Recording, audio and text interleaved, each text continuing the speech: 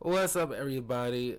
I am back with something super exciting that I've been keeping on a hush hush until today, where I'll be reacting to the final season of this year's Death Battle, Ash Ketchum versus Yugi Moto. Something I did like a kind of like a fun little discussion video years ago. Well, my thoughts are it's something like that happening, and uh, uh, my hypothesis years ago was that Yugi would easily win because he has, like, in terms of winning championships, he did it consistently, where Ash only had like a few underneath his belt. And he's definitely a better strategist, where Ash probably learns more so on the fly. But yeah, man, they finally doing it. Now, I haven't done a Death Battle reaction for a while because I kept getting copyright striked and everything like that, so it kind of stopped after a period. But I really want to. Hopefully, this won't be an issue. But I really want to react in real time this video, because I really want to check this out with you guys.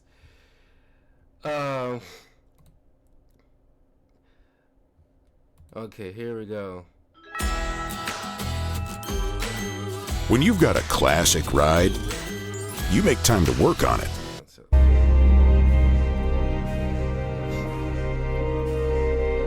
Alright, in 2 minutes. So, yeah, my honest predictions. This might be a lengthy fight, kind of like Superman versus Goku, kind of probably lengthy kind of thing. Maybe not as long, but fairly close to it, because technically both their animes are completely finished. Ash more fairly recently, so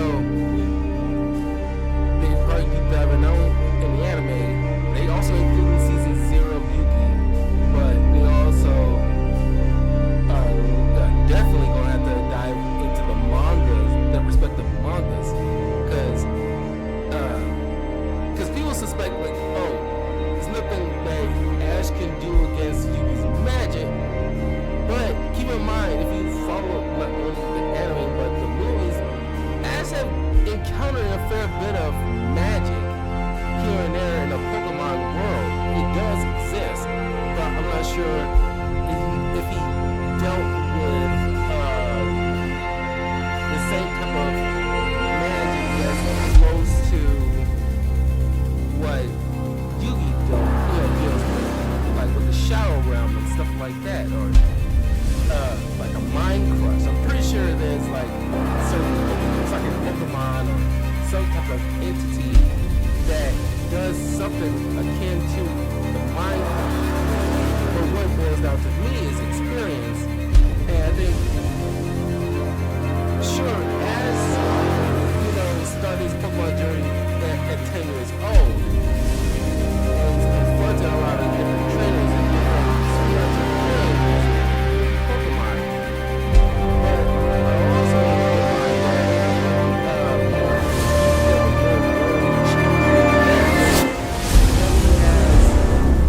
with one consistently all, except for maybe 5, duels, even 5 duels, he has lost legitimately. Or right, Pikachu? Don't get ahead of yourself! Fight! Ash Ketchum versus Yugi Moto. The biggest question from the playground. Pokemon or Yu-Gi-Oh? He's Wiz and I'm Boomstick. And it's our job to analyze their weapons, armor, and skills to find out who would win a death battle. This is a big episode. Just look at how long it is. So thanks to our sponsor, Mad Mushroom, for helping us make it happen. Yeah, go check out Mad Mushroom's newest game, Night Swarm. It just launched, and it's all about action. Collect companions and claim your throne as Vampire Lord in this survivor-like and roguelike RPG. Double the like. Each run is another step on your journey to wipe out hordes, find new followers, unlock new quests, and look cool while doing it. Look at that gear. Night Swarm is on Steam now, and 15% off for a limited time. Hello there. Welcome to the world of Pokemon. All the kids get their first one at age 10. If you don't sleep in like Ash Ketchum from Pallet Town. Ash wanted to be a Pokemon master, though he didn't really know what that meant yet. How about taking down your rivals to be the very best, like no one ever was? Better than Gary and his dumb groupies. Well, Ash knew he'd find his answers at the Pokemon League tournament. So Oak hooked him up with the electric mouse, Pikachu, and went, "He's your problem now, stupid." Pikachu was a lot. The new duo had a rocky start, but after an intense first day together, the rest, as they say, is history. 25 seasons, over 1,200 episodes, and the cornerstone of 2000s culture. Ash spent decades as a 10-year-old on the great Pokemaniac journey. We should note we are prioritizing the anime that Ash is from, which often differs from the original games that inspired it. Ash is equipped with tons of Pokeballs and an all-knowing Pokedex. That's also a Pokemon. But in a fight, Ash usually chooses Pikachu. Give the yellow-red enough voltage and you'll regret it. Even ground types that would be immune to electric attacks in the games can't stop what this Pikachu dishes out. Yet somehow Ash is just fine after repeatedly getting zapped by this same electricity. Over time, Pikachu learned Volt Tackle, Electro Web, Electro Ball, and Pikachu, use Thunderbolt! The perfect attack for Okoing flamboyant thieves and air balloons. Looks like they're blasting off again. so clearly the anime doesn't follow the game rules. Like when Pikachu shot himself with his own thunder while on Swellow, who, you know, is vulnerable to lightning. But somehow they used thunder as a super armor. He even learned how to deflect attacks by just spinning really fast. Whee! Speaking of fast, Pikachu has intercepted lightning, but Quick Attack increases that speed even more. And his Iron Tail really pairs well with Ash's offensive style. The guy plays crazy, opting for big damage over stalling. Ash's style is so unusual that when a robot scanned his tactics, it exploded. As the great philosophers put it, if it works, is it still stupid? Ash and Pikachu's bond is magnetic and brought them new allies. Misty, Brock, Serena, just to name a few. Underneath the stubbornness and crispy bikes, they are loyal friends. Just like Ash's Pokemon. They're not just collecting dust in a shiny hunting box. Ash's League ID won't let him carry more than 6 at a time, but if he needs them, they'll all come running. Water types like Squirtle and Lapras are key in seafaring fights, and Ash can combine their water attacks with Glalie Ice Beam. One time, his Weasel got frozen while using Aqua Jet, which is fine. Now he's using Ice Aqua Battering Ram. Grass types like Bulbasaur and Torterra induce status effects and heal with Synthesis. But Sceptile's a menace. Yeah, so you got a big, scary Darkrai. Eat this Leaf Blade, Smeargle victim! Or that's what I would say if Tobias did an action replay of frickin' Latios. Give my man a win, 4Kids. Well, 4Kids just did the localization. They didn't write the show. They just get me heated. Almost as much as Infernape's Flare Blitz. Then I'll set my Inferno to overdrive, get my revenge, and Incineroar. Haha! Ash had a fiery passion for reaching the top ASAP, but Charizard wasn't on board. Pursuing pride over packs, Ash lost the Viridian Force for the trees and fumbled the Indigo League. Harsh lesson, but one he needed. Ash started bonding with Pokemon at a deeper level, and that friendship motivated them to dodge light speed moves like Solar Beam and Psybeam. Charizard came around too. He's the last one you want to see on the field. Even if you have a Blastoise like Gary, Ash will call for the most unexpected signature move. Seismic Toss! The people's elbow of Pokemon. Charizard's so strong, his flamethrower melts boulders. The Pokemon world is wild. Ash's Pokedex spells it out. Vanillix causes blizzards. Magikarp leaps over mountains and into space. Dusknoir pulls souls into the spirit world. Oh, and Pikachu cleared a storm as wide as an island. Gotta catch 'em all. Surfetch, Butterfree, Heracross, Scraggy, Lycanroc, Palpitoad, Torkoal, Snivy. With new regions soar new flying types like Pidgeot. On land, Ash has physical offense like Melmetal and Crocodile, and Gibble will drop Draco Meteors on anyone, but mainly Piplup. You want physical? Look at Ash. This twerp somehow carried around a Cosmoem, which canonically weighs over a ton. Oh, and this huge log that's basically a whole tree? He chucked it like it was nothing. Ash can choose his own hands if he wants, and he does a lot. Maybe his secret is watching the Minnesota Vikings. Resilience is the bare minimum to HMO1 cut it in the tall grass. Humans and Pokemon must protect and enrich each other's lives. Like Mimey, the Mr. Mime back home who mind boggles you with Reflect, Light Screen, and Psychic. Yep, that Mr. Mime, the stepdad who Ash caught in a Pokeball and brought home. Oh, so that's how it works. Ash figured out new ways to bond with his pals with Aura. It's a life force that interacts with souls and links Ash with Lucario. This Jackal excels at CQC and shoots steel beams and aura spheres. And with Mega Evolution, Lucario's power surges enough to defeat champion Cynthia's Garchomp. A Mega would have been handy at the Safari Zone when Ash accidentally caught 30 Tauros. And he keeps hugging them. Ash, they're bulls. Ash genuinely loves his little guys, but boy does it suck to see him lose the Pokemon League over and over again. Kid, just turn the hat backwards and lock in. Ash's strength is not in battle theory, but his nurtured bonds. He knows Pokemon feelings better than anyone. With Greninja, Ash learned to synchronize their senses and movements, transforming him into Ash Greninja. It comes with a huge power increase, but there's a catch. Ash shares Greninja's pain. A small price to pay for the ultimate water shuriken. Ash Greninja ran the ones with Champion Diantha's Mega Gardevoir. And just a normal Gardevoir can conjure black holes. Ash's Pokemon and teamwork get along like rice balls and jelly-filled donuts. They saved the world from Lysander, who tried to kill all life. They fought the giants, the Reggie kind, not the New York ones, who halted Reggie Gigas, who can tow entire regions. Ash's team battled Steven Stone and Alon, who fought the terraforming primal forms of Groudon and Kyogre. Don't get me started on Alon. Ash did everything right, but no, Greninja still lost to his Charizard after only getting hit 3 times. How does Blast Burn beat Water Shuriken? Get your type charts right, 4Kids. Boomstick, 4Kids weren't even around anymore when this aired. Regardless, after his loss at Kalos, Ash traveled to Alola and beyond to train. And thanks to some really delicious soup, his new Gengar Gigantamaxed. Kaiju Gengar! He haunts foes with G-Max Terror, or even swallows them up. I bet it smells nasty in there. Ash and Pikachu also scored a buff with their Z move.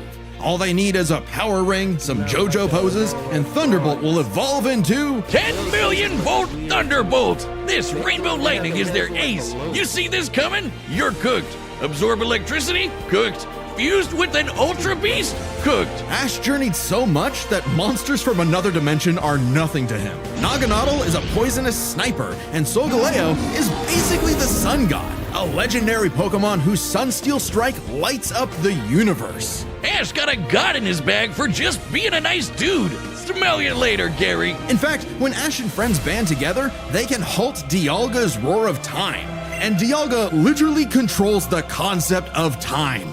Is there a legendary Pokemon he hasn't befriended? But it all started with Pikachu, so it was gonna end with Pikachu. In the Tournament of Champions, and Alon, Ash faced the #1 trainer. Finally, after 3,000 years, we're free! 4Kids, let my boy win! Yes! Sure. Ash did his best, and he had no regrets. Now free to hand over his torch to new bright-eyed trainers. Ash realized that, to him, a Pokemon Master was someone who was friends with every Pokemon. So he and Pikachu threw a stick in the air and walked away it landed, because in the world of Pokemon, the journey continues.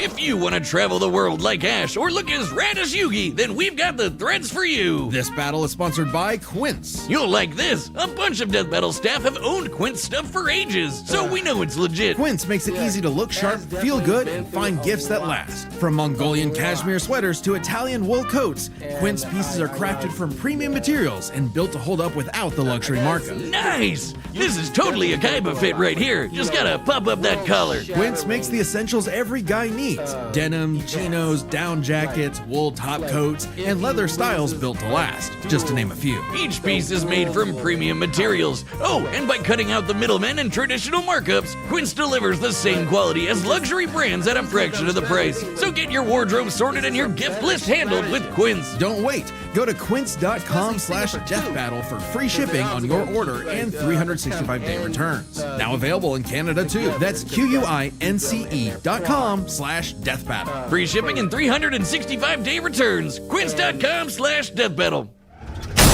Remember, like, you get the mindset with Many a theorist have tried to solve the mystery of ancient Egypt. What was the secret to such a glorious civilization? Time travel? The divine hand? Aliens? Nah, they were gamers. Egyptians played games with sorcery. These magical ceremonies punished dark hearts with swift death. The Shadow Game. No, Wiz, they were banished to the Shadow Realm. Wink. Sadly, the way of the Shadow Games was lost across time and the pieces of the Millennium Puzzle. It's said the one who solves the puzzle would pass judgment on evil. And in the modern day, Yugi Moto reassembled it and wished for a friend. Yu-Gi-Oh! Turn that jam up! Yugi was a shy kid that helped run his grandpop's game shop. But little did he know that completing the puzzle would link his spirit to an ancient pharaoh. Yami, always willing to lend Yugi a hand, and always on demon time while doing so.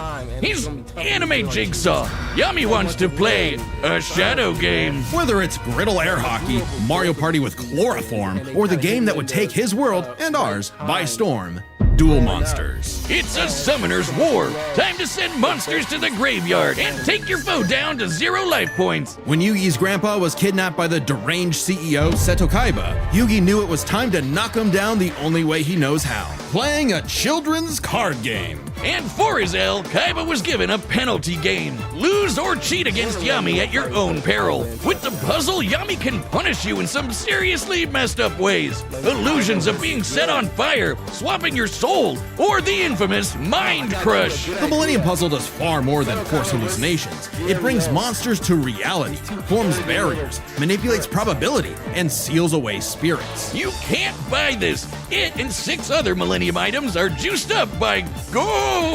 Despite Yami's retribution, Yugi wasn't aware of this darker half. Yami had amnesia, so he didn't know himself either. But after a run-in with enemy Millennium Ring user Dark Bakura and some seriously hardcore LARPing, Yugi and Yami learned each other's shtick and made the dynamic duo. With friends Taya, Tristan, and their left leg Joey, Yugi and Yami were ready for anything. Because Yugi had a great early deck: monsters for offense, spells for effects, and traps for setups. Oh, and there they go. Okay, if Yugi's deck is so good, why isn't it the meta? Put me in, coach. Face my 2,000 card deck. Don't be too quick to judge. Yugi's a very clever strategist. His style works best at maximizing the use of so-called terrible cards. Yeah, cool story, Wiz. But what's he gonna do about the 3 blue eyes Kaiba's got aiming at his dome? Simple. Summon the monster card Karibo and have him multiply. With a 1,000 strong meat shield, a dragon's breath is a gentle breeze. Well, okay. Didn't know Yugi had that dog in him. But I'm about brute force. Buster Blader and Celtic Guardian are sick, nasty swordsmen. Summon Skull shoots bolts of lightning,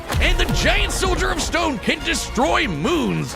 Time Wizard's better. It's a living clock that fast forwards or rewinds a local area of time, turning monsters to infants or wizards into wise sages. Speaking of wizardry, you can't have a Yugi deck without his right hand, Dark Magician, and his apprentice, Dark Magician Girl. Both are masters of dark magic, and Yugi often pairs them with the damage redirecting magic cylinder. Now that's thinking with portals. There's support monsters too. Catapult Turtle is a bot with a cannon that literally launches other monsters. And when Yugi comboed it with Gaia and Swords of Revealing Light, which immobilizes monsters, they brought down an entire fortress. Wait, that's not how the card game works. Is he cheating? Well, we're prioritizing the manga and anime over anything else, which can differ from the real-world card game. Yugi also has tons of spell cards. Monster Reborn resurrects a fallen friend. Turn Jump is a time skip, and Pot of Greed lets Yugi draw 2 more cards, like Pot of Greed, which lets him draw 2 more cards, like... If things get dicey, he has more trap cards to level the field, like Dimension Sphinx, which reflects damage directly back at the opponent's life points. And if his monsters and life points get wiped, he can just press Ctrl-Z with Mirage Ruler to get them all back. Pair these cards with Yugi and Yami's teamwork, and nothing could stand in their way.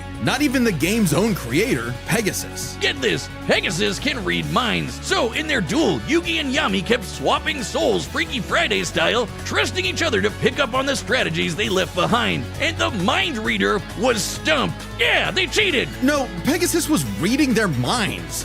Regardless, Yugi and Yami are an excellent dueling pair. Yami trusts Yugi to improve on his plans, while Yugi expects Yami to be his bolder half. They're not just smart. These card-slinging geeks are somehow expected to be fit enough to dodge lasers, resist getting their souls ripped out, and survive attacks from duel monsters. Even the most common duel monster can cause tsunamis, rain down meteors, and wreck cities. And all of this power culminated in Battle City, hosted by Kaiba Corp. Because Kaiba really wanted that salty run back against his rival. Salt only surpassed by Yami's biggest hater, Merrick, who wanted the 3 Egyptian god cards to take him out. These cards were Slifer, the Electric Dragon, Rock, the God Phoenix, and Obelisk, who strikes with the power of infinity. This was a different ball game altogether, but Yugi was starting to stand on his own 2 feet. So Yami and Yugi kept dueling on in a battle city that never wants to end. Or stop bullying Joey. But to claim the Egyptian gods, Yugi and Yami had to face them in duels,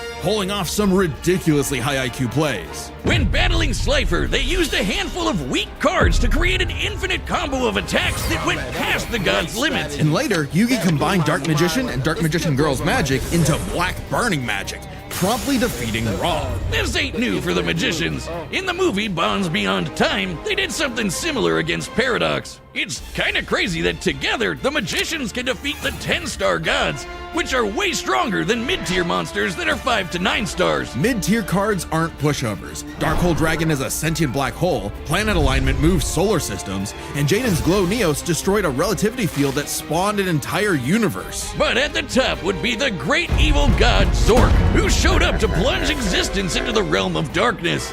It was time for Yugi to finish the puzzle of who Yami really is. If the monsters weren't real before, they sure were now. Everyone has soul energy, Ba, which manifests as Ka, or a spirit. When used in tandem with the bonds of his cards, Yugi can will duel monsters into reality, even drawing anyone he wishes by believing in the heart of the cards. I knew it! He's been cheating all this time! He doesn't just make up rules, he's stacking his deck! Not at all. For Yugi, drawing the card he needs isn't just luck, it's an actual skill that he developed. It's even expanded in following series like GX and 5Ds. Okay, well, I'd be the king of games too if I could just decide I have a royal flush every round. Whatever. Yami rediscovered his Egyptian past, his multiple lifelong bonds, and his real name, Atem. Claiming his place as the ruler of the afterlife, Atem fused the Egyptian god cards to summon Harakti, the creator of light. She's the ultimate duel monster who banished Zork and all of his scary darkness for good. The epitome of, screw you, I win. No kidding, for Harakti created Yu-Gi-Oh's multiverse with that same light. Judgment had passed. Across many duels, evil was vanquished. There was only one more thing left to do. A post-game boss duel between Yugi and Atem. Their farewell was both climactic and bittersweet. Yugi had grown as a duelist and a person. His victory proved that he no longer needed Atem's help to be his bolder half. Even when Atem was an entire dimension away or busy slapping the end of existence, he and Yugi would always be bros. Okay, it should have been me, not him. I'm sorry I called you a cheater. I was jealous, you're so cool. Yugi moved on to a career in game design and passed the torch to future duelists. He would be remembered as the greatest duelist there ever was. Except to Kaiba, who tried to ascend to the afterlife to rematch Atem. Goes to show you that money can't buy you happiness, but it sure can buy you a sweet rocket ship. There will always be another story, another duel, another game. And you won't find yourself a better opponent than the king of games. Yeah, I mean, that could. The Battle of the Millennium is about to start, but we wouldn't be able to make it happen without some help from our friends at Raycon. That's right, this message is sponsored by Raycon. If you're looking for a holiday gift, Raycon's essential open earbuds should be at the top of your list. Regular earbuds block out everything, but these beauties sit so perfectly in the ear you get both real clear sound and also what's happening around you. Exactly what I need when I'm out lawnmower racing. Or bike riding, jogging, whatever normal people do. We're happy that Raycon is a longtime sponsor of our show, and for good reason. They have over 3 million customers who are getting premium sound quality for half the price. And if you don't like your earbuds, they have a 30-day guarantee, so there's practically no risk. They're lightweight, last up to 8 hours on one charge, and with multi-point connection, I can wirelessly hook them up to multiple devices. So they're super handy. The Essential Open Earbuds are here for the holiday season, and they're selling fast. Raycon audio products are up to 20% off this holiday season. Just click the link in the description or go to buyraycon.com/deathbattleopen to save on Raycon audio products site-wide. Order by December 15th to guarantee delivery by Christmas, because great gifts shouldn't show up late. All right, the combatants are set, and we've run the data through all possibilities. Before we start, let's lay some ground rules. We're treating this as a real-time fight, much like typical battles in the Pokemon anime and duels later on in the Yu-Gi-Oh anime. And given that the rules of Pokemon and duel monsters are clearly incompatible, we'll allow them to summon anything that's reasonably available to them. It's time to death battle! Full range of whatever.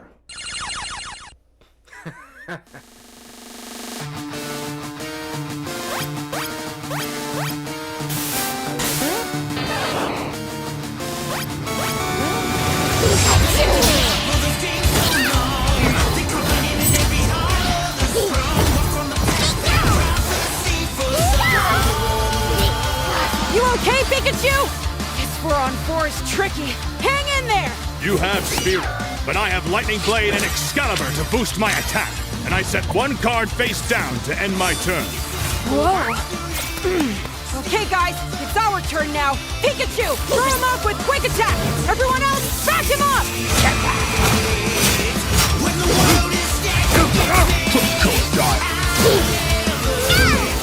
Great job! Now, Thunderbolt! Don't get ahead of yourself. You forgot about my face down card. Rise! Dimension Sphinx!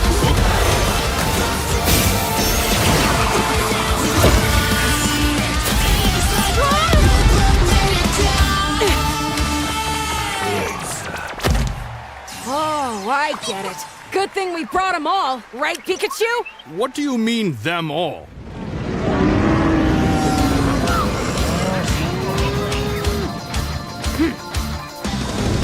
Charizard! I choose you!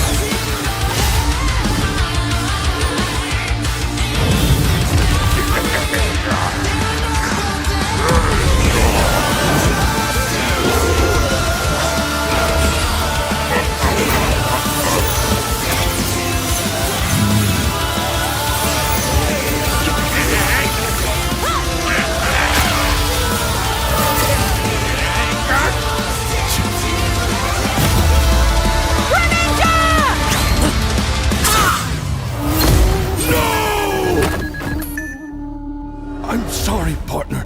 Don't worry. It's my turn now.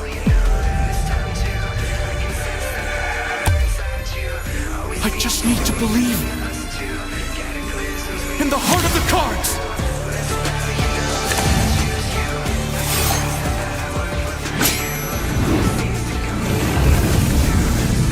Who's that Pokemon? Araxi! Goddess of Light!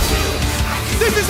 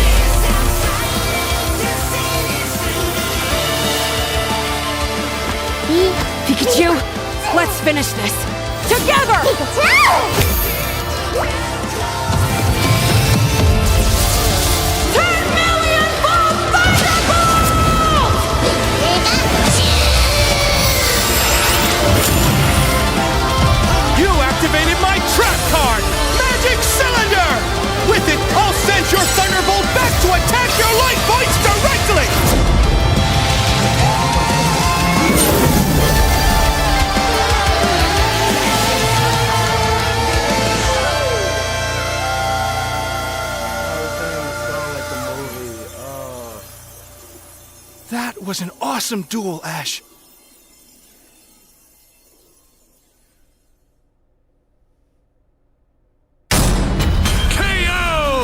Oh, my childhood! Whiz, quick! I need your tears! We can save him! There's a lot to this, so let's break it down by experience, strategy, and monsters. Starting with experience. Both Ash and Yugi have risen to the top, beating the best of the best, and traveled all over the world. But Ash traveled more, was in more tourneys, and saved the world way more often. And despite what people say, he wins a lot. Even Atem's stint as the Pharaoh doesn't tip the scale, since he wasn't in charge for very long. Plus, Pokemon evolve over time, literally and figuratively. While Yugi's deck is obviously adjustable, the cards are unchanging, unable to grow like Ash's Pokemon. So Ash wins in experience, but when it comes to strategy, he's a wild card. He's skilled at improvisation and using the environment to win. Even machines cannot comprehend his tactics. But the same goes for Yugi. Gotta remember, Yugi and Atem's teamwork is second to none. They're masters at exploiting weaknesses, setting up tricks, and surprising foes with so-called weak cards. Both could likely adjust to each other's unpredictability, so a Dark Horse-style win was unlikely. But Ash's secret weapon is his bond with his Pokemon, boosting their power. I'm not just talking about Pikachu. His power of friendship invented an evolution for Greninja. That's crazy. Ash's trust in his Pokemon knows no limits. Silly as it may sound, Yugi trusts his deck in the same way. The heart of the cards is real, and Yugi is determined to support his monsters with spells, traps, and buffs. Look at his duels with Merrick and Paradox, where he bolstered his weaker cards to take down gods. With Ba and Ka, his bonds with his cards manifest them into reality, not so dissimilar from Ash Greninja. Yeah, Ash has aura, but he never mastered it. And specialties like Mega Evolution and Gigantamax, while awesome, only work with specific Pokemon. And since Ash focuses on offense far more than support, Yugi could control the pace of the fight with cards like Swords of Revealing Light and Magic Cylinder. But I know some of you are asking, what if Ash threw hands? The kid's strong enough to chuck trees and lift baby gods. Just punch him, man! Well, Yugi's similarly tough, and the Millennium Puzzle can make shields, steal ghosts, cast illusions, and mess with minds. If Ash actually tried to punch him, it'd be Mewtwo all over again. It's a close call, but Yugi takes the edge in strategy. So it all comes down to the monsters. Yugi had a slightly larger pool of monsters, but Ash's can clear out island-wide storms, fight terraforming beasts, and are stronger than the black hole summoning Gardevoir. However, Yugi's can rain down meteors, compete with larger black holes, and even the mid-tiers scale to Glow Neos, destroying that relativity field with a universe. And Herakti created Yu-Gi-Oh's whole multiverse, surpassing even Solgaleo's Sunsteel Strike and Dialga's Roar of Time. And Yugi had more than just monsters on the field. Ash's strength was also his weakness. His power was evenly spread, reliant only on his remaining Pokemon. If Mr. Mime faints, no more Psychic Barriers. If he lost Lucario, no more Mega Evolution. And so on. The longer the battle went, the less Pokemon Ash had. And he did not have a reliable way to bring them back. He doesn't carry revives on him, and even then, reviving Pokemon in the anime is entirely different from the games. Meanwhile, Yugi had cards like Mirage Ruler and Monster Reborn that could instantly recall powers he's lost. And he can, bend fate to draw whatever card he wants. And we didn't even cover them all.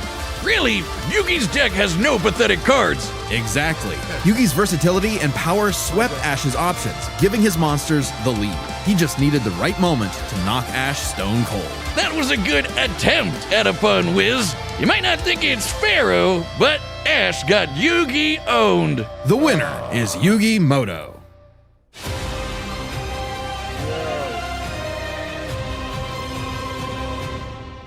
Death Battle will be back in 2026, but right now you can check out our brand new channel. It's called Nightly Brew, and we're playing Dungeons and Dragons, Blood on the Clock Tower. All right. Yeah. Man, that was a good one. I would love to see like Gary Oak versus Seto Kaiba, like the rivals of their respective animes. That would be fun. But let me know what you guys think.